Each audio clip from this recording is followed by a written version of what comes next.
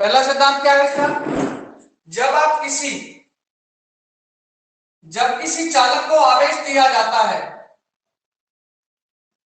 जब किसी चालक को आवेश दिया जाता है तो वह सारा का सारा आवेश उसकी बाह्य सतह पर वितरित होता है। जब किसी चालक को आवेश दिया जाता है तो वह सारा का सारा आवेश उसकी बाह्य सतह पर एक समान रूप से वितरित होता है। मैं लिख देता हूं, जब किसी चालक को आवेश दिया जाता है, आवेश दिया जाता है तो संपूर्ण आवेश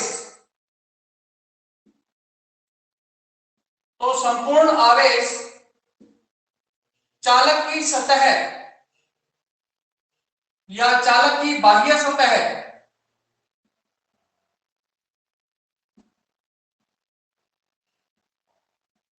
पर एक समान रूप से वितरित होता है। एक समान रूप से वितरित होता है।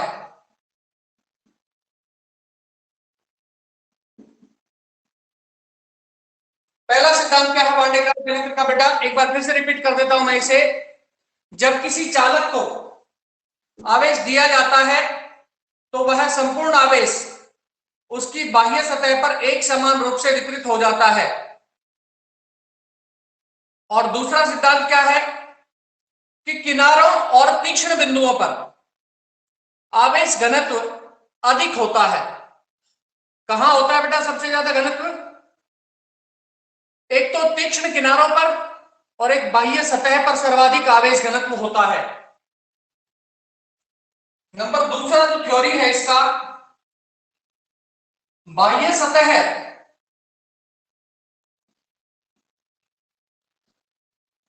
एवं तीक्ष्ण किनारों पर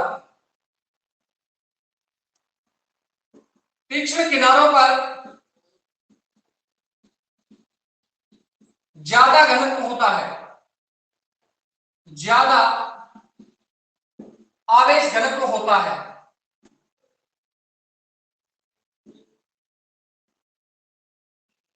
ज्यादा आवेश घनत्व होता है। दूसरा सिद्धांत बेटा इसका ये है, देखिए कैसे ज्यादा आवेश घनत्व क्यों होता है और उसकी वैल्यू कितनी होती है। इसमें एक ही इक्वेशन है बेटा। देखिए आपके पास मान लो कि ये एक छोटा गोला है, ये अपने पास मान लीजिए एक छोटा गोला है, ये हो गया छोटा गोला जिसकी त्रिज्या स्मॉल आर है। ये और इसका केंद्र बिंदु है। ओ क्या है? इसका केंद्र बिंदु है। त्रिज्या क्या हो गई? स्मॉल आर हो गई। इसको मैंने आवेश दिए, स्मॉल क्यू। वो स्मॉल क्यू आवेश इस पर एक समान रूप से वितरित हो गए। वो स्मॉल क्यू आवेश क्या हुए? इस पर एक समान रूप से वितरित हो गए। इसके बाद इसके बाहर यहां इस बड़े गोले पर इन आवेशों का स्थानांतरण प्रारंभ होगा।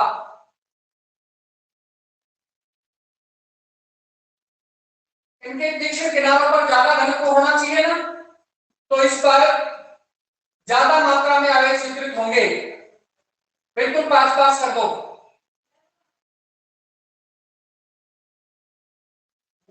ज्यादा मात्रा में आवेशों का घनत्व कर दो यहां पे।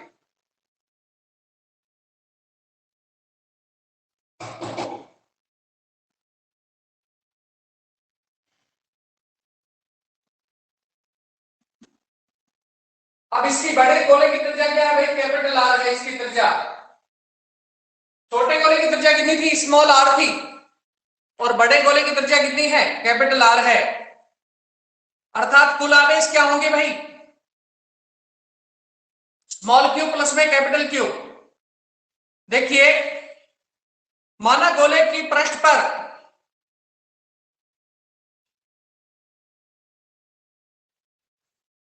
बड़े गोले पर मान लो कि हमने कैपिटल क्यू आवेश दिया है, माना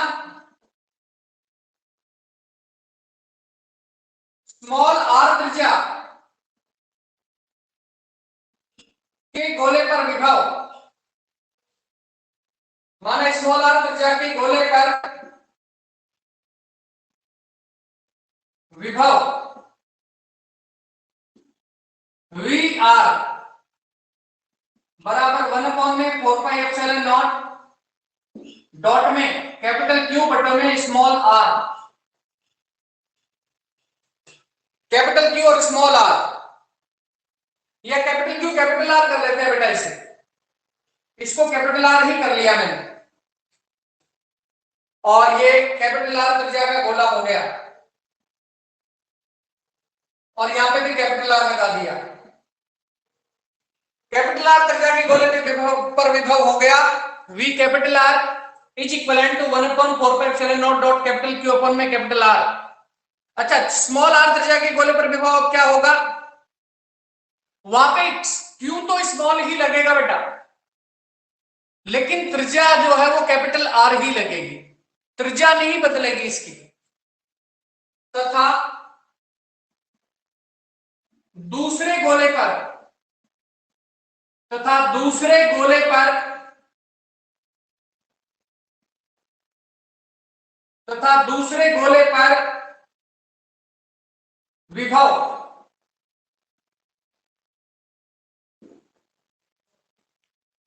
वी स्मॉल आर बेटा उसकी रेडियस तो है ना, लेकिन स्मॉल आर लगेगा नहीं, कैपिटल आर ही लगेगा, कैपिटल आर का ही भाग लगेगा, बराबर में 1/4πε0 डॉट में स्मॉल क्यू बटे में कैपिटल आर। ये ध्यान रखना है आपको।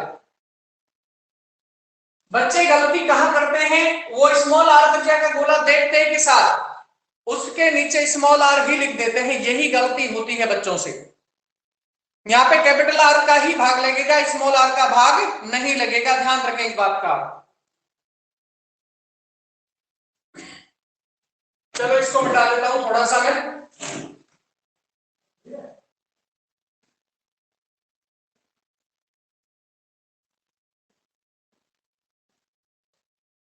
कुल विभव मापना है अपने को, कुल विभव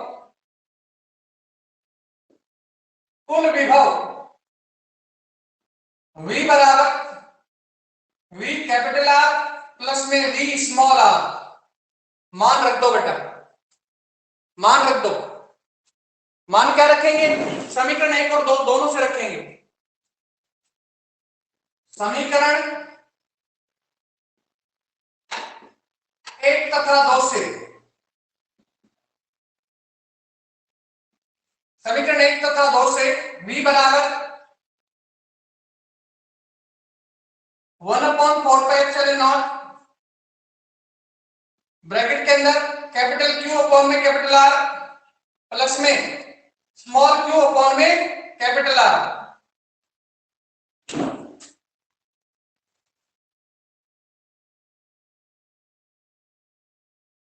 ये तो बड़े गोले पर कुल विभव हो गया बेटा। अब ऐसे ही छोटे गोले पर विभव देखो,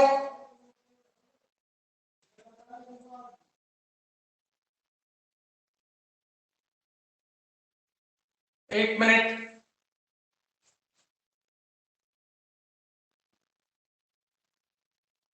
इसको O करो बेटा, RO, और इसको करो RI।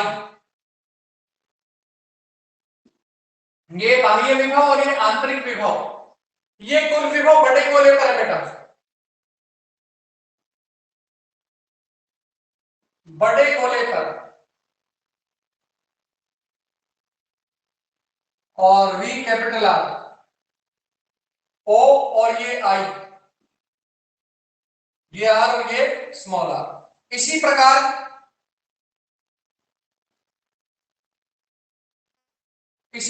छोटे गोले पर विभव,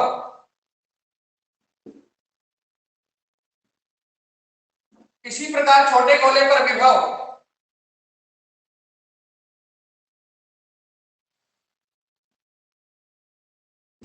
V स्मॉल आर बराबर बताइए क्या लिखूंगा मैं?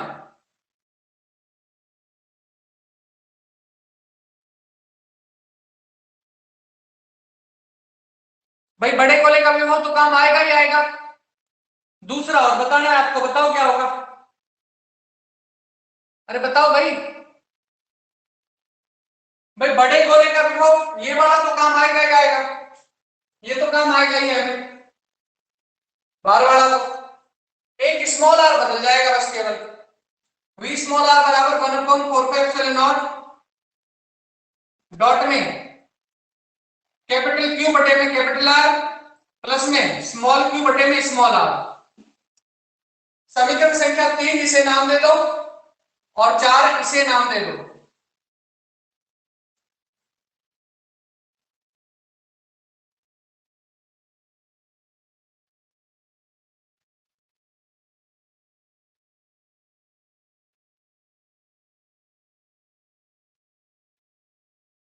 दोनों गोलों का विभवांतर निकाल लो बेटा।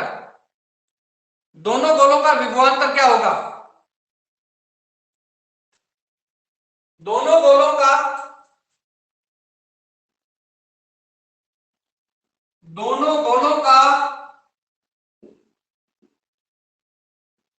विभवांतर विभवांतर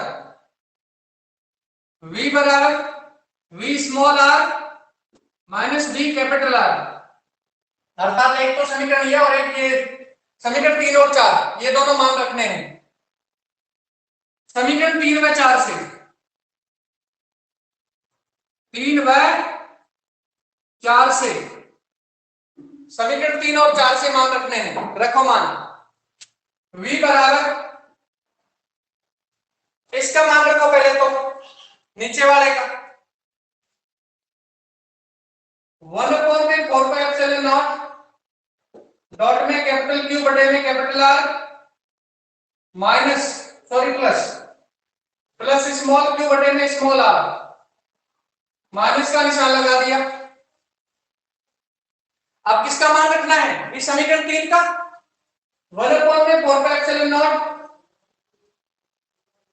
डॉट में कैपिटल क्यू बटे में कैपिटल आर प्लस में स्मॉल क्यू बटे में कैपिटल आर। अब जो चीज कट रही है वो काट लो बेटा। बताओ क्या कट रहा है?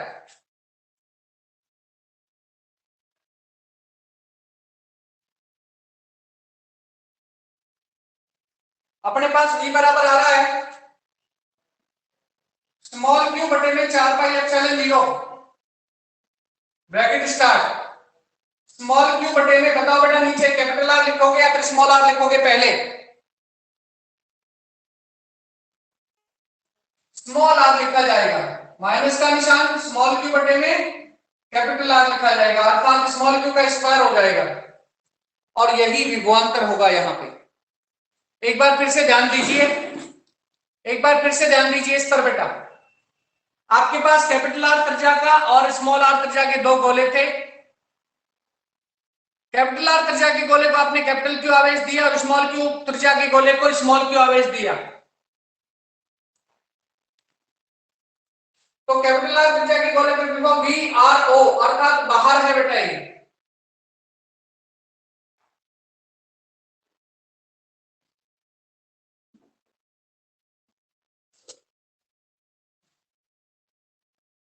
वी कैपिटल आर ओ अर्थात बाहर, उसके बाहर, बड़े गोले के बाहर। वी आर ओ बराबर 1/4 डॉट कैपिटल क्यू बटे में कैपिटल आर और उसके अंदर स्मॉल क्यू बटे में कैपिटल आर। ये तो हो गया दोनों के दोनों विभव, समीकरण 1 और 2 में दोनों के दोनों विभव जो है ये बड़े गोले के लिए हो गए। कुल विभव ये हो गया समीकरण 3 में कि V कैपिटल आर बराबर में 1/4 डॉट कैपिटल क्यू बटे में कैपिटल आर प्लस में स्मॉल क्यू बटे में कैपिटल आर। समीकरण 3 हो गई। इसी प्रकार छोटे गोले पर विभव देखो, V स्मॉल आर बराबर 1/4 डॉट कैपिटल क्यू बटे में कैपिटल आर प्लस में स्मॉल क्यू बटे में स्मॉल आर। दोनों गोलों का विभवांतर देखना है। छोटे गोले में से बड़े गोले का विभव घटाना है, वहां पे मान रख दिया। V बराबर 1/4 कैपिटल Q बटे में capital R plus small q बटे में small r minus 1/4 capital Q बटे में capital R plus small q बटे में कैपिटल R। बेटा ये तो कट जाएंगे, ये वाले जो भाग हैं ये तो कट जाएंगे, अपने पास केवल एक तो ये भाग बचेगा और एक ये भाग बचेगा, बस इससे ज्यादा कुछ नहीं बचेगा। और यही वो विभवांतर होगा जिसकी हमें सर्च थी। इसका मान लगभग 2 लाख किलोवाट तक हो सकता है। समीकरण संख्या 5 हम इसे नाम दे देंगे। समीकरण 5 को क्या कहते हैं? उच्च विभव की समीकरण कहते हैं, उच्च विभव की समीकरण कहते हैं। अब इसकी संरचना और क्रियाविधि सुनिए बेटा, इसकी संरचना और क्रियाविधि। इसमें होता क्या है वास्तव में? इसमें एक बड़ा सा गोला होता है, देखो यहां पे मैं इसका चित्र बनाऊंगा, इसको मिटा दूं ना।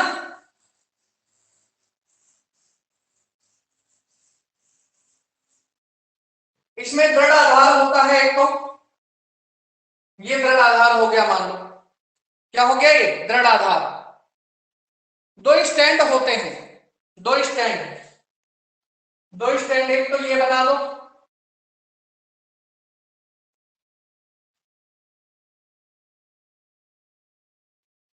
थोड़ा छोटा ही बना लेते हैं, और एक ये बना दिया।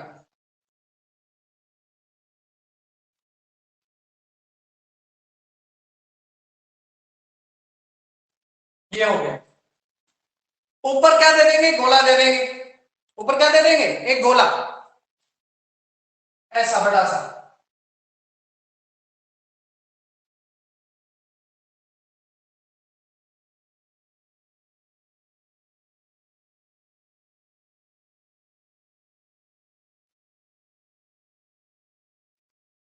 ऐसा एक बड़ा सा गोला दे दिया।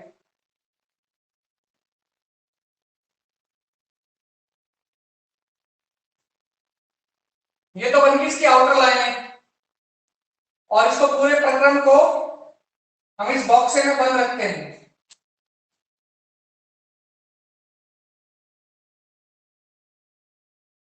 पूरे प्रक्रम को इस बॉक्स में बंद रखते हैं बेटा, इस बॉक्स में बंद रखते हैं। इसको कुचालक स्टैंड के, कुचालक प्रकार के बॉक्स होते हैं। अब सबसे बड़ी बात यह है कि आप इसको विभव कहां से देंगे, आवेश कहां से देंगे, वगैरह वगैरह। ये इसके लिए यहां पे घिरनी लगी होती है बेटा,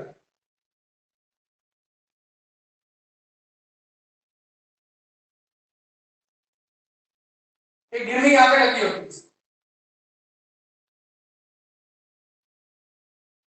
इस प्रकार की, और एक घिरनी इसमें यहां होती है नीचे।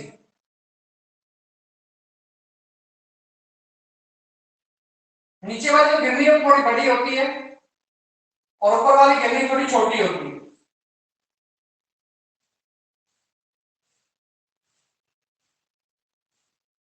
और ये पट्टे की सहायता से आपस में जुड़ी होती है घिरनियां, चालक प्रकार का पट्टा होता है वो।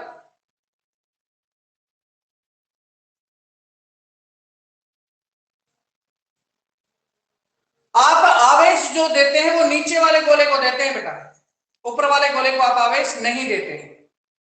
आप आवेश किसे देते हैं? नीचे वाले गोले को आवेश देते हैं। यहां से ऐसी व्यवस्था रखी जाती है कि इस पर प्लस प्लस करके आवेश फेंके जा सके, जो इस गिरने की सहायता से ऊपर तक वितरित होते जाते हैं, इस प्रकार से।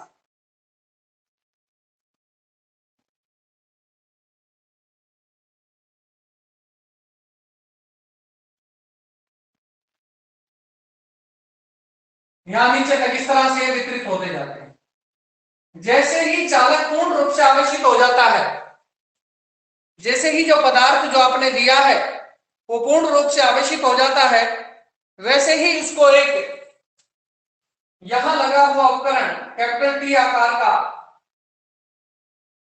वो ग्रहण कर लेता है।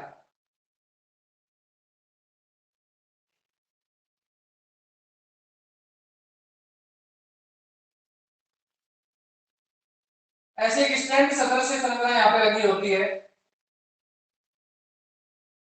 इस प्रकार की संरचना होती है आप लोगों की वान डे ग्राफ जनित्र की। हालांकि पूरी तरह स्पष्ट नहीं बना है मुझसे ये, लेकिन फिर भी ऐसी आउटलाइंस होती है इसकी। आप ध्यान से सुनिए, अब इसकी कहानी बताते हैं आपको। देखो वान डे ग्राफ जनित्र में क्या है, एक बड़ा सा चालक गोला होता है, वो रहा ऊपर। नीचे वाली जो घिरनी है उसे C1 और ऊपर वाली जो घिरनी है उसको C2 नाम देते हैं। ये नीचे वाली जो घिरनी है इसको साइकिल नंबर 1, घिरनी नंबर 1, और ऊपर वाली को घिरनी नंबर 2 कहते हैं। यहां पे P1 पार्ट होता है और यहां पे P2 पार्ट होता है। तो अब देखो करते क्या है,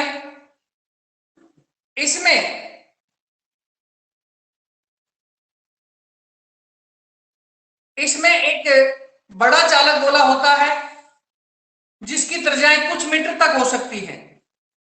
विद्युत रोधी खंभों की सहायता से इसको रोक के रखते हैं। बेटा ये विद्युत रोधी खंभे लगा रखे हैं दोनों तरफ, जिनको मैंने बताया नहीं कि विद्युत रोधी खंभे हैं, जिनको मैंने डबल लाइन किया है ना, ये है वो विद्युत रोधी वो क्या कहते हैं इनको, खंभे।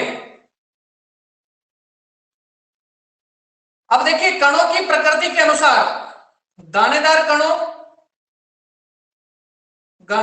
कणों को पृथ्वी के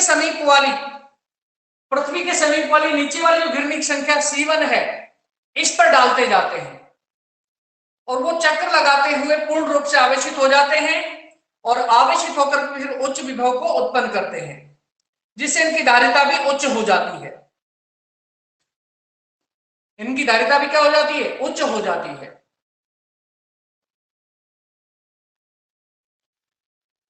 तो ये आपके सामने मैंने वान डे ग्राफ जनित्र बताया। बेटा इसमें ये बताओ आप लोगों को क्या वापस से समझना है। समीकरण 5 में क्यू अपॉन है जी, क्यू की सागर गुरुजी समीकरण 5 में, ये समीकरण 5 में देखो बेटा, इसको मैं खोल के दिखाता हूं आपको। 1 में 4πε0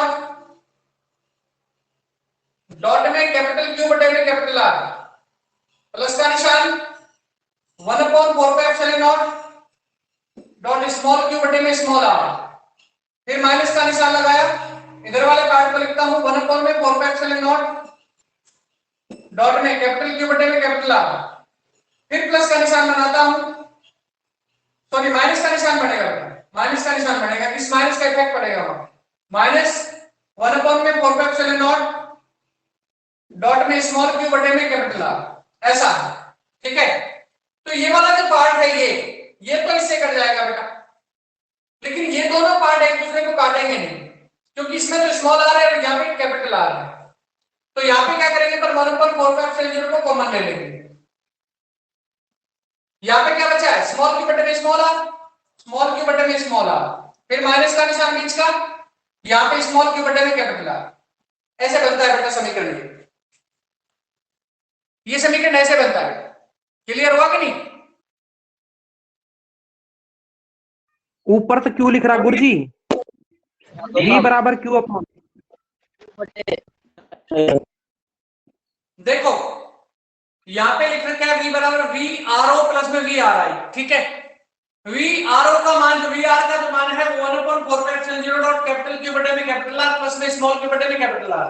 ये तो बड़े गोले का विभव हुआ है कुल, ये तो किसका विभव हुआ है, कुल बड़े गोले का विभव हुआ है। भाई स्मॉल क्यू आवेश जो है वो बड़े गोले पर भी अपने इफेक्ट दिखा रहा है अंदर से। अब इसी प्रकार से छोटे गोले पर विभव क्या होगा, जो बड़ा गोला है, भाई जब छोटे गोले ने बड़े गोले पर विभव दिखाया है तो बड़ा गोला भी छोटे गोले पर अपना विभव दिखाएगा। तो V स्मॉल r बराबर 1/4πε0 डॉट कैपिटल क्यू बटे में कैपिटल आर प्लस में स्मॉल क्यू बटे में स्मॉल आर, इन दोनों को वी आर, ये वाला जो मान है समीकरण संख्या 4 में जो मान है ये वाला, इसमें से इस ऊपर वाले मान को घटाएंगे, इसको घटाएंगे। दोनों के मान यूं क्यों लिख दिए मैंने लिखा है V बराबर 1/4πε0 डॉट कैपिटल क्यू बटे में कैपिटल आर प्लस में स्मॉल क्यू बटे में स्मॉल आर। ठीक है, फिर माइनस का निशान बना दिया बीच में और यहां पे ब्रैकेट लगा दिया। ठीक है, यहां पे ब्रैकेट लगा करके 1/4 कैपिटल के बटे में कैपिटल आर प्लस में स्मॉल के बटे में कैपिटल आर। ये बड़े गोले का है बेटा विभव उधर जो है राइट साइड में, और लेफ्ट साइड में जो है छोटे गोले का विभव है। इनको अब यहाँ पे यू खोल करके दिखा दिया आपको मैंने। ये देखो आप 1/4 कैपिटल के बटे में कैपिटल आर के रूप में प्लस का निशान, क्योंकि ये वाला प्लस का निशान है बेटा, ये वाला 1/4 कैपिटल क्यू सॉरी स्मॉल के बटे में स्मॉल आर, ये पूरी तरह से खुल गया। यहां तक प्लस ये आया है, माइनस नहीं आया। इसके बाद में फिर माइनस का निशान ये वाला आ गया ये। अब इसको खोलना है तो इस पर तो डायरेक्टली फैक्ट दिखाएगा ना, 1/4 कैपिटल के बटे में कैपिटल आर माइनस का निशान, ये वाला माइनस इस पर भी, इस प्लस पर भी प्रभाव दिखाएगा अपना। 1/4 स्मॉल के बटे में कैपिटल आर। अब ये वाला जो मान है ये प्लस का है और इतना ही ये मान माइनस का है, तो ये तो एक दूसरे को काट देंगे, ये तो क्या करेंगे एक दूसरे को काट देंगे। बाकी ये वाला मान और ये वाला मान ये एक दूसरे को नहीं काट सकते। क्यों नहीं काट सकते? क्योंकि यहाँ पे तो स्मॉल आर है, यहाँ पे कैपिटल आर है, बाकी चीजें तो मिल रही है, लेकिन स्मॉल क्यू और कैपिटल ये सॉरी स्मॉल आर और कैपिटल आर ये प्रभाव मतलब ये नहीं करने दे रहे इसको। तो यहाँ पे आ गया ये 1/4 कॉमन आ गया, स्मॉल क्यू बटे में small R minus capital small Q बटे में कैपिटल आर। बोलो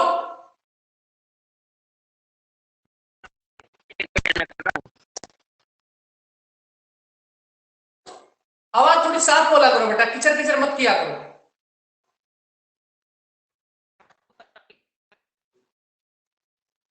बताओ क्लियर हुआ कि नहीं हुआ? होगा सर।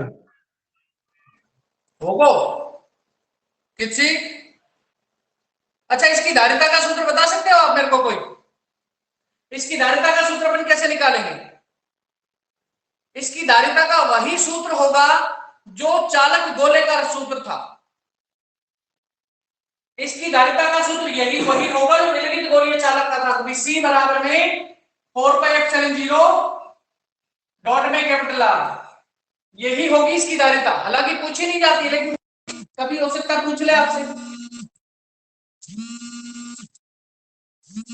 एक मिनट,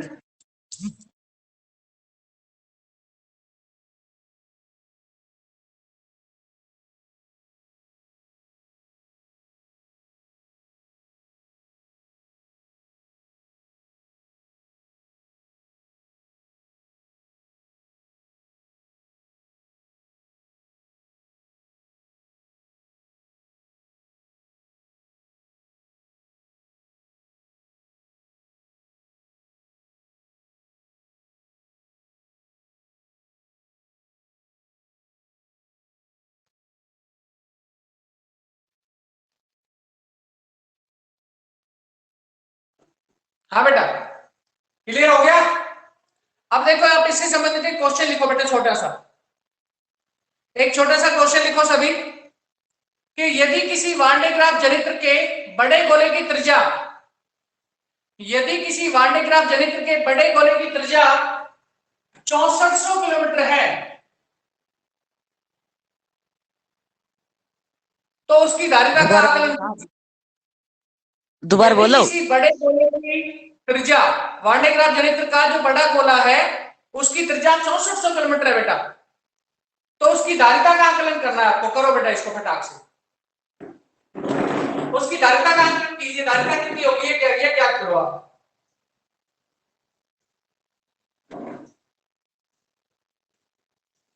उसकी धारिता क्या करो बेटा, बड़े गोले की जो त्रिज्या है वो 6400 किलोमीटर दी है, मतलब पृथ्वी बना दी एक तरह से वो, और आपसे पूछ रहा है कि धारिता का मान क्या होगा, ये ज्ञात करो बेटा।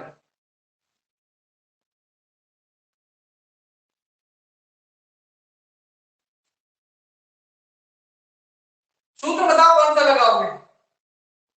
आर बराबर आपको देखिए 6400 किलोमीटर, इसको मीटर में बदल दो। आर बराबर हो जाएगा 6.4 गुणा 10 की power minus sorry plus 6 metre, plus 6 metre, 6.4 गुणा 10 की पावर 6 मीटर हो जाएगी उसकी त्रिज्या। इसके बाद में आपको इसकी धारिता ज्ञात करनी है।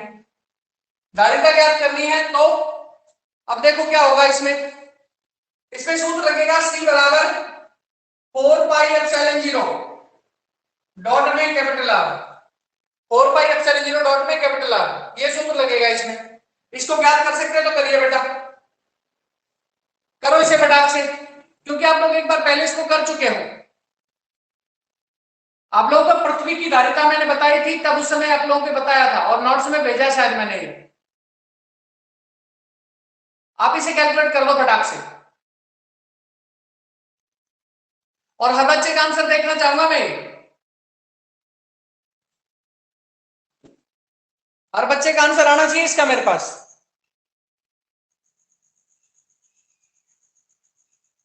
जल्दी करो, आप लोगों का टाइम लगभग हो चुका है बेटा, क्योंकि आज पहले ही शुरू कर दी थी अपन ने क्लास।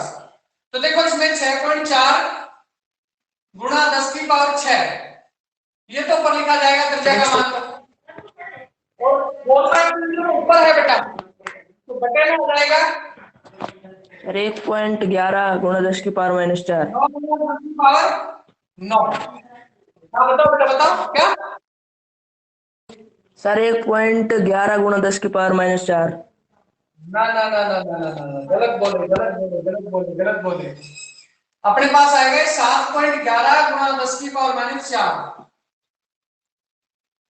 आपने ठीक के बोला शायद मेरे हिसाब से पहले वाला, बराबर में 711 गुणा 10 की पावर -6 बराबर 711 माइक्रोफैराड। ऐसा होगा अपने इस विभव का मान, सॉरी इसकी धारिता का मान।